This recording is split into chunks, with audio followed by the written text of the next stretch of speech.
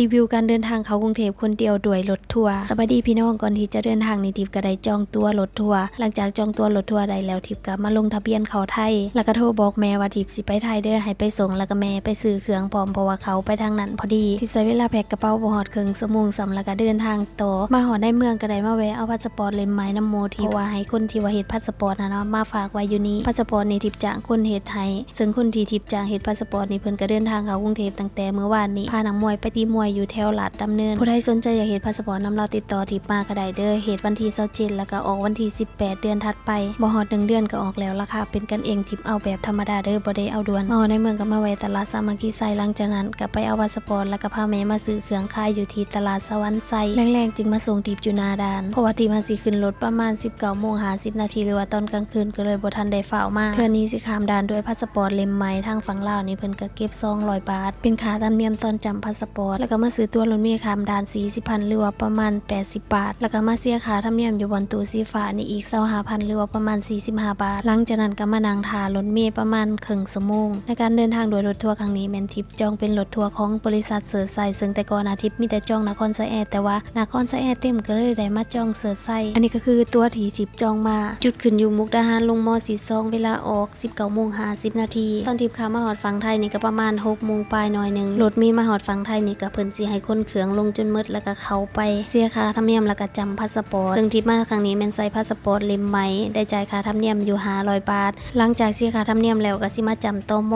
ม.ให้ไปแก้ลงทะเบียนบ่ผ่านตอนกรอกพาสปอร์ตหาพาสปอร์ตทิพย์มี PA และทิพย์ใส่ตัว P แล้วก็ต่อโดยตัวเลขลืมตัว A พี่น้องก็เลยได้ไปแก้ใหม่หลังจากแก้แล้วก็มาจำพาสปอร์ตใหม่แล้วก็กลับขึ้นรถก็พามาที่บขส.ทิพย์มาฮอดบขส.นี่ก็ประมาณ 6:30 นี่แหละมาฮอดก็แนมเบิ่งรถที่ขึ้นนะแล้วว่ามันมาหรือยังมันอยู่ไซเพื่อที่จะได้เตรียมตัวทิพย์เห็นรถคันหนึ่งจอดอยู่เขียนว่าเสิร์ชไซทัวร์ทิพย์ก็เลยไปบอกเพิ่นว่าทิพย์สิขึ้นรถคันนี้แหละและเพิ่นบอกว่าอันให้ไซตัวทิพย์เลยบอกเพิ่นว่าทิพย์หาจองตั๋วออนไลน์มาทางคนรถเพิ่นก็เลยบอกให้ทิพย์หาไปออกตั๋วอยู่ที่เคาน์เตอร์ทิพย์ก็เลยไปที่เคาน์เตอร์แต่ว่าตอนนั้นก็มีลูกค้ามาซื้อตั๋วเพิ่นก็เลยให้ทิพย์รอประมาณ 2-3 คิวหลังจากที่เคาน์เตอร์วางแล้วทิพย์ก็จังเข้าไปแล้วก็เพิ่นก็ให้ทิพย์เบิ่งว่ารายชื่อที่จองมามีชื่อทิพย์บ่รถเสิร์ชไซที่กำลังจอดอยู่กำลังสิออกไปแล้วก็จะมีอีกรถเที่ยวสุดท้ายแต่ว่าออกเวลา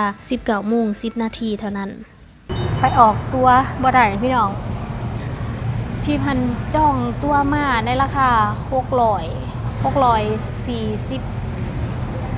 641 บาทนี่แหละประมาณนี้เลยถ้าเจือเขาซึ่งจ้องมื้อเว้นนี่ในการจ้องนะเพิ่นก็สิให้เลือกเวลาออกแล้วก็เลือกจุดขึ้นรถเนาะซึ่งที่พัน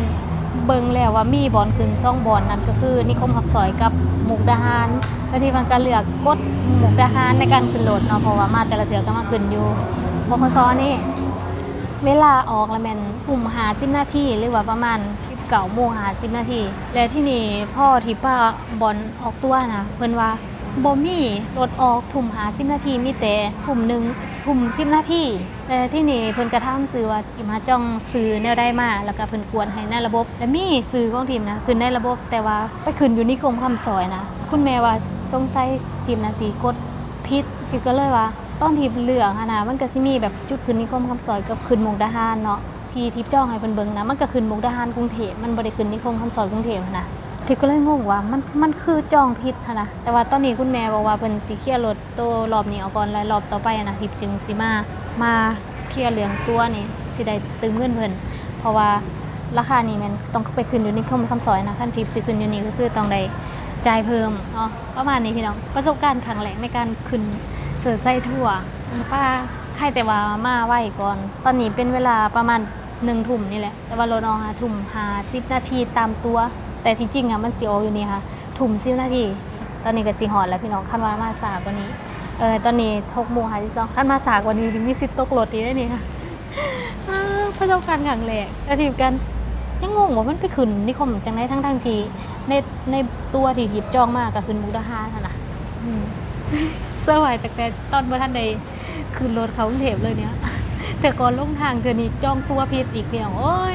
หลังจากรถเซอร์ไซค์คันที่1ออกไปทิพย์ก็ได้มาเคลียร์เหลืองตัวได้เพิ่มเงินอีก52 บาทหลังจากนั้นก็ว่าสิไปเซากินข้าวไปหารเฟอถามเพิ่นว่ากินเฟอนี่สิทันบ่เพิ่นว่าคือสิบ่ทันก็เลยได้ซื้อหมูยอมากินแทนเพราะว่าเวลารถมาจอดแป๊บเดียวนึงก็สิออกไปเลยนะทิพย์ก็เลยว่าบ่ทันสิกินเฟอได้เพราะว่าตอนนี้ก็เวลา 7:01 นาทีแล้วถ้ารถมาตรงเวลานี่บ่ฮอด10นาทีรถก็มาฮอดแล้วเด้กินข้าวคำนี้จ่ายไปอยู่55 บาทมีข้าวมีหมูยอมีแจ่วแล้วก็มีน้ำกินข้าวได้หน่อยนึงพอดีรถก็มา FCC เห็นทิพย์เดินทางคนเดียวตั้งแต่สมัยทิพย์ขี่รถไฟเข้ากรุงเทพปี2020ต้นปี2020พุ่นหลังจากนั้นทิพย์เดินทางไปไซบ่ว่าสิขึ้นเหนือลงใต้ประเทศลาวประเทศไทยทิพย์ก็เดินทางกับตะกองตลอดและส่วนหลายที่เข้าไทยหรือว่าเข้ากรุงเทพทิพย์ก็เอารถส่วนตัวเข้าตลอดเลยสำหรับการเดินทางโดยรถทัวร์นี่ก็นับได้บ่ฮอด10เทื่อซ้ำรถทัวร์อยู่ไทยก็จะมีแต่แบบนั่งบ่มีแบบนอนและเส้นทางมุกดาหารกรุงเทพตอนนี้ก็ยังบ่มีรถไฟเทื่อและคันสิเอารถมาขี่รถคนเดียวก็คือว่าบ่อยากคักปานใดเข้ากรุงเทพครั้งนี้ก็เลยเดินทางโดยรถทัวร์ขี่รถมาใกล้ๆจึงเห็นว่ามีบอนชาร์จแบตอยู่ที่ไต่เบาะบอนพิงแคนในรถเพิ่นก็สิมีน้ำให้ขวดนึงแต่ว่าบ่มีอาหารทิพย์ก็เลยพยายามกินข้าวก่อนขึ้นรถและเพิ่นก็สิมีผ้าห่มให้1พื้นไว้ตูมยามนอน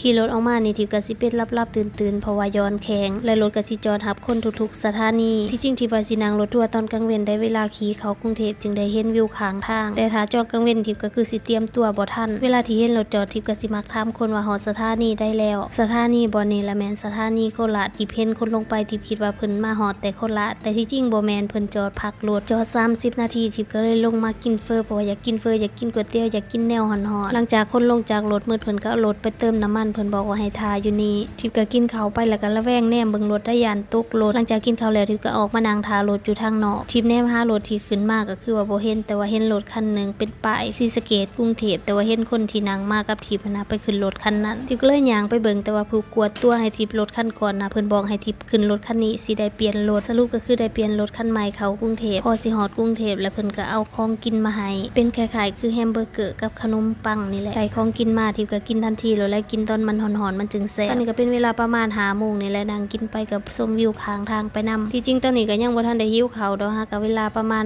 5 โมงตัวรถที่ทิพย์จองมาทิพย์สิลงมอสิซองแต่ว่า FC สิมาหาทิพย์ก็เลยเปลี่ยนมาลงที่รังสิตตอนนี้ก็มาฮอดแล้วประมาณ5 โมงครึ่งรอ FC